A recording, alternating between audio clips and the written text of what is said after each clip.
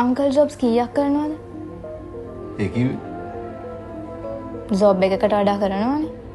නැහැ එක ජොබ් එකයි. නෑ. මෙහෙ උගන්නනවා. ඇමතිට මොනවාද කරනවා? තව පොතුත් ලියනවා. උගන්නන එක තමයි මගේ ජොබ් එක.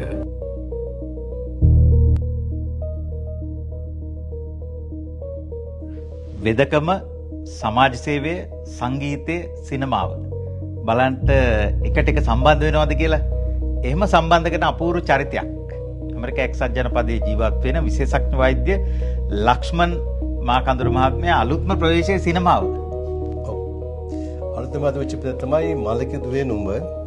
ඒකේ හොඳ වැදගත්කම තියෙන්නේ මාළී පොස්සගේ මහත්මියගේ අන්තිම චිත්‍රපටිය. ඒක මියුසික් කරේ රෝහණ වීරසිංහ, එළුවේ කුල්වන්දාරි වංශගේ ෆේමස් මියුසික් රිලීස් කරන කුල්වන්දාරි වංශේ පුත්‍රා දෙන්න වින්දනයි කල්පනාරි වංශ. බැලිය යුතුම චිත්‍රපටයක් මේක. තාම අනක හැමෝම දෙන්නේ thumbs up. Beautiful story. මේ අපේ ලොස් ඇන්ජලස් දැන් පෙන්නන යනවා 8th of March. මාර්ච් 8 වෙනිදා පෙන්නනවා. සන්ඩේ බලන්න ඕනේ චිත්‍රපටයක් ඒක. ලංකාවේ සිනමාවේ ප්‍රබෝධයක් තියෙන බව අපි පිළිගන්න සිද්ධ වෙනවා. මොකද ප්‍රේක්ෂකයන් සිනමා ශාලා අද්දවා ගන්න සිනමා කෘති කීපයක්ම නිර්මාණය වුණා. ඒ අතරේ ඔබ නිර්මාණය කරපු ඔබ අර්ථපතීත්වයේ දක්වපු නිෂ්පාදනය කරපු මලකි දුවේ නුඹ කියන ලස්සන නම තියෙන චිත්‍රපටයක් තියෙනවා. ඒක බැලිය යුතුමයි. අනිත් ඔක්කොම චිත්‍රපටවලත් මේක නම් අමතක කරන්න එපා. ඔයගොල්ලෝ දුකේදී මේක දවසක මේක බැලුවේ නැත්නම් අපි බැලුවේ නැත්තේ කියලා. ඉතින් ලස්සන චිත්‍රපටයක් මේක.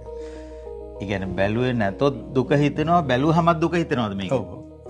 බැලුවහමත් දුක හිතෙනවා. හැබැයි නැත්නම් දුක දෙන්නේ පස්සේ මේක බැලුවේ නැත් එකක් කලින්. ඔව් සමහර අය දුක හිතෙන දේවල් වලට කැමති නැහැ. හැබැයි මේක දුක ඇතුලේ දෙන අර්ථයක් තියෙනවානේ. ඔව් රස දුකක් ඒක. ජීවිතේට දෙන අර්ථවත් දුක. පණිවිඩයක් දෙනවානේ. ඔව්. ඒකයි ඒක. හදවත හොඳ දැනෙන චිත්‍රපටයක් මේක. හොඳයි. ඇමරිකා එක්සත් ජනපදයේ පෙන්වන දවස නැවත මතක් කළොත් වටිනවනේ. මාර්තු මාසේ 8 වෙනිදා සන්ඩේ හවස 2ට පෙන්වන්නේ ලොස් ඇන්ජලස් විෂා බුලවර්ඩ් එකේ ෆයින් ආර්ට් තියටර් එකේ. එතකොට ඔය සිංහල භාෂාව පිළිබඳ ගැටලු තියෙන අයට උපසිරැසි එහෙම තියෙනවද? ඒක තියෙනවා සබ්ටයිටල්ස් නෑ. මගේ ඩොක් හොස්පිටල් එකේ නර්සස් ඩොක්ටර්ස් බලලා ඉන්න මේ බලන්න මේ ෆොරිනර්ස් මේ ලෝකල් නිවුස් ඒක ගොඩක් කට්ටිය හිතන්නේ මේ ලස්සන ෂෝ එකක් කියලා. ඒගොල්ලෝ පුළුවන් කියන්නේ සබ්ටයිටල් එක ලස්සන තියෙනවානේ. බොටම් ඔබ ජීවත් වෙන්නේ මේ හොලිවුඩ් කිට්ටුවනේ. මේ දෙන්න ගත්ත මට්ටක්වත් හොලිවුඩ්.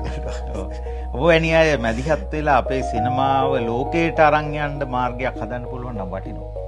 මේ වගේ කට්ටිය ඔක්කොම අනික් කට්ටිය බිය කරනවා මගේ චිත්‍රපටි ලංකා සිනමාවේ ගොඩාක් උඩ ගන්න පුළුවන් මේක. මේක සිලි ෆයිල්ස් බොරු ෆේකි ජෝක්ස් මුකුත් නැහැනේ මේකේ හරිම හොතට හදවතට යන මුලින් ඉඳන් අගට බලාගෙන පුළුවන් චිත්‍රපටයක් මේක. ඒක මම කරුණා කරන එක ලස්සනට ඒක. මම නෙවෙයි ලිව්වේ මම ප්‍රොඩියුසර්. ඒක මම කියන්නේ ඒක ඇත්තට ලස්සනයි කතන්දරේ. ඒ හැම ඩයලොග් එකම පොඩි කැලක් පර කියවන්න ඕනේ. හිතට ගන්න ඕනේ. මොකක්ද මේක දෙබස් මොකක්ද මේක කියලා. මාළිගේ ප්‍රසන්ටේෂන් අන්තිම ප්‍රසන්ටේෂන් එක. අවසාන රංගනයේ නිලි රැජිනී. චරිත ගණනාවක් තියෙනවා ඉස්මතු වෙලා පේන චරිත ගණනාවක් සිනමා කෘතිය ඇතුළේ. හොඳයි. අපූර්ව සිනමා කෘතියක අර්ථපතිය නිෂ්පාදකවරයා විශේෂඥ වෛද්‍ය ලක්ෂ්මන් මාකඳුර මහත්තයත් එක්ක පුංචි කතා බහ කළේ. අපි චිත්‍රපටය බලලම කතා කරමු නේද? බයිපර් කතා කරමු. මහාචාර්යතුමා ඔබතුමා රාජ්‍ය සම්මානලාභී සාහිත්‍යදරයෙක් විතරක්වත් කීර්තිමත් විශ්වවිද්‍යාල ආචාර්යවරයෙක් විතරක්වත් නෙමෙයි. ඔබතුමා රටේ අධ්‍යාපන ඇමතිවරයාගේ ප්‍රධාන උපදේශක. රටේ පාසල් දරුවෝ ලක්ෂ 45කගේ ඉරණම තීරණය කරන ප්‍රතිපත්ති හදන මිනිස්සයාට උපදෙස් දෙන්නේ ඔබතුමා. ඉතින් ළමයින්ගේ වගකීම බාර ඇමතිවරයාගේ පුරෝහිත බමුණට ළමයින්ව පෙන්වන්න බැරිද කියලා අහන එක අසාධාරණද? දැන් තමයි මම ඒක ගැන හිතන්නේ. මම හිතන්නේ ඒකට හේතුව මට දරුවන්ගේ ලෝකයක් නැතිවීම. දරුවන්ගේ ලෝකේ මට හැමදාම දුරස්තයි. ඒක ජීවිතයේ අඩුවක් විදියට මට කවදාවත් දැනුන්නේ නැහැ. ඒ හින්දා වෙන්නේ නැති මම දරුවන්ගේ ලෝකෙන් ඈත් වෙලා ඉන්නේ නැත්තේ.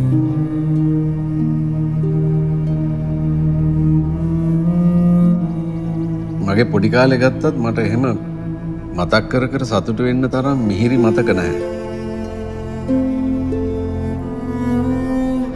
ඒ නිසා වෙන්නේ නැති මම නොදැනුවත්ව හරි මගේ නිර්මාණවලට ළමයි මගහැරුණේ.